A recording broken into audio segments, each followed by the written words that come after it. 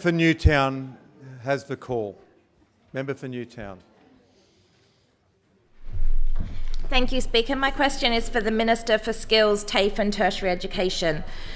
Minister, in May this year, Labor Senator Tony Sheldon said in relation to Vice-Chancellor remuneration, there's no other job in Australia where you can be paid so exorbitantly while performing so badly with seemingly no consequences or accountability for the impact on university staff and students.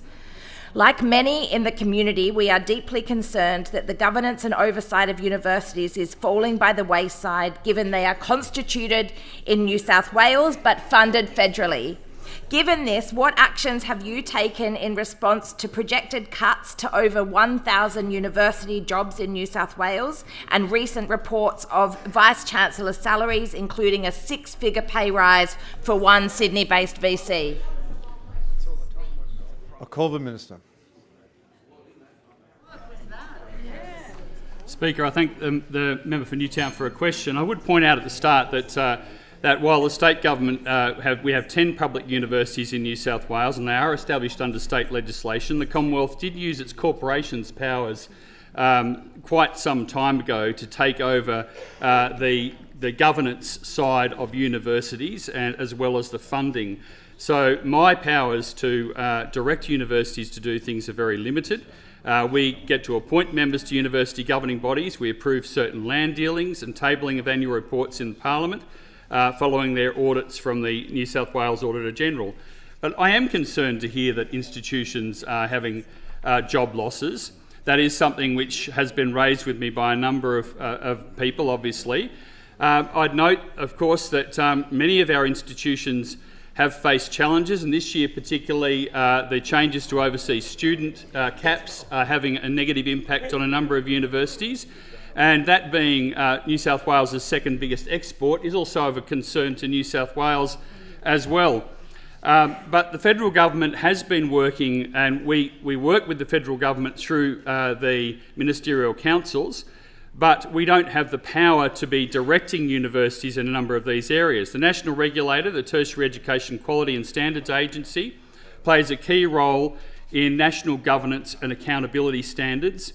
And on the 23rd of January 2025, the Honourable Jason Clare convened the Expert Council on University Governance. This council brings together expertise to advise federal and state governments on ways to strengthen university governance and improve institutional performance.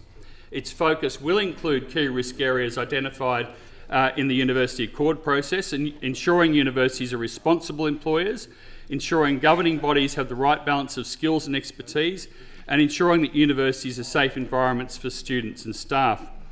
New South Wales Government strongly supports these efforts, including the implementation of the new university governance principles and recommendations being developed currently by the Expert Council. We've seen the establishment of a National Student Ombudsman, and that will give a single point pathway for people who need to make complaints.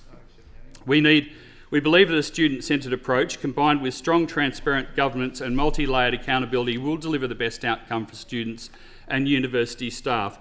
So we are working with the federal government to support national efforts to ensure that all higher education staff are fairly and appropriately remunerated as well, an issue which I know has been highlighted in a number of areas, and it is something in my discussions with universities I raise with them.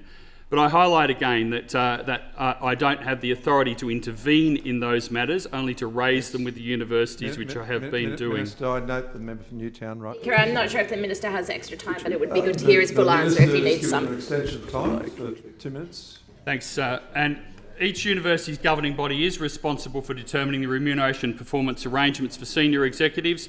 I note that the annual reports are suggesting that the average salaries for Vice-Chancellor has actually declined since 2019, but I have also seen those other reports the member referred to and acknowledge that there is community concern about a number of those issues which the federal government, in conjunction with the states, is dealing with at the moment. Thank you. I call the member.